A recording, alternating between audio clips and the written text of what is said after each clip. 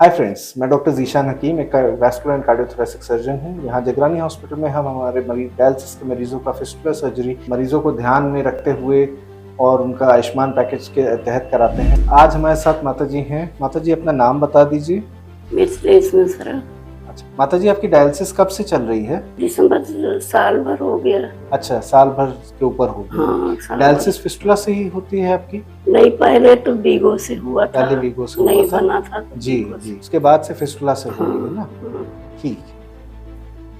तो फ्रेंड्स, जैसा कि आपने देखा, माता जी पिछले 1 साल से डायलिसिस एक फिस्टुला के माध्यम से करा रही हैं। इस बात को समझने के लिए हमें ये जानना ज़रूरी है कि किडनी खराब होना और डायलिसिस के लगातार रिक्वायरमेंट क्यों होती है। भारतवर्ष में आज की डेट में 15 से 20% पॉपुलेशन की किडनी डिजीज़ और एवं किडनी फेलियर से डील कर रही है। इसमें से 4 से 5% जो कि एक लाखों में जनसंख्या पड़ती है, उसको डेली डायलिसिस की रिक्वायरमेंट आती है। डायलिसिस की रिक्वायरमेंट स्टेज 5 किडनी फेलियर यानी एंड स्टेज रीनल डिजीज़ में होती है। एज अ वैस्कुलर सर्जन हम लोग का कर्तव्य रहता है कि हम मरीजों को डायलिसिस एक्सेस प्रोवाइड कर सकें। डायलिसिस एक्सेस अर्थात वो विधि जिससे कि शरीर से खून एक साफ तरीके से निकाला जाए, डायलिसिस मशीन से फिल्टर होके खून वापस शरीर में जा सके, ऐसा रास्ता प्रोवाइड करना।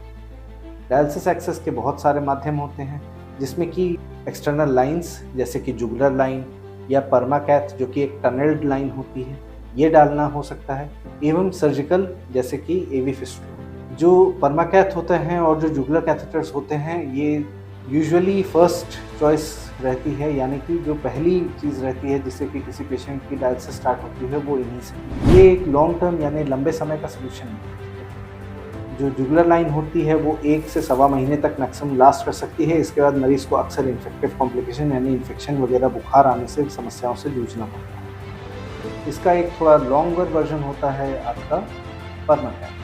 परमाकैथ एक टनल्ड कैथेटर है जो कि थोड़ा सा ज़्यादा समय यानी 6 महीने से साल भर तक का समय आपको बाई करता है। ये दोनों शॉर्ट टर्म प्रोविजंस हैं, यानी कि आपको थोड़े टाइम के लिए डायलिसिस का एक्सेस प्रोवाइड करना है। एक लॉन्गर टाइम के लिए आपको एक एवी फिस्टुला की ज़रूरत पड़ती है। जब भी डायलिसिस लगातार होनी है, जैसे हफ्ते में 2 से 3 बार होनी है, तो शरीर की एक नस को रिक्रूट किया जाता है, जिसमें कि जो ब्लड ले जाने वाली नस होती है अर्थात आर्टरी और वापस ले आने वाली नस यानी वेन को सर्जिकली जोड़ा जाता है एक एनाटॉमिकली यानी कि एक सही लोकेशन पे, जिससे कि एक अप्रोप्रिएट साइज़ की एक ठीक साइज़ की नस तैयार हो जाए जिसमें बार बार सुई प्रिक की जाए। डायलिसिस के टेम्परेरी मेजर्स जैसे पैर में सुई लगा करके डायलिसिस करना एक रिकमेंडेड लॉन्ग टर्म मेजर नहीं है, क्योंकि पैर में सुई लगाने से अक्सर वहाँ पे ब्लीडिंग होना और खून की नस का जाम होने का चांस रहता है।